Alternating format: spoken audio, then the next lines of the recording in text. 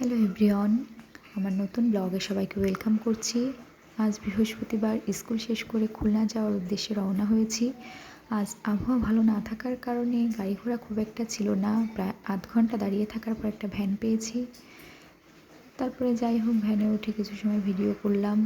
এরপরে ঘাটে পৌঁছে দেখি খেয়া ওপারে, দেন খেয়া আসলো। তারপর খেয়া পার হয়ে আমি বাসে উঠছি।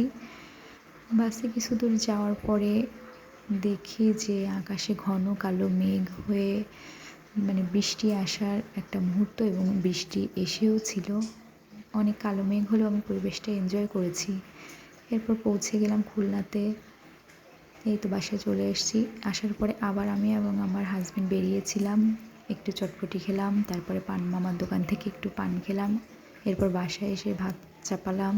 বাড়ি থেকে মা ইলিশ মাছ দিয়েছিল, সেগুলো কেটে ধুয়ে পরিষ্কার করে 2টা মাছ সরিষা বাটা দিয়ে ভাপা করেছি, আর 2টা মাছ ভাজি করেছি। যদিও আমার সব কাজ আমার হাজব্যান্ড হেল্প করেছিল। এই তো মাছ ভাজি হচ্ছে, মাছ ভাজিটা তুলে নিব। এরপর 2টা শুকনো মরিচও ভাজি করে নিয়েছি সাথে।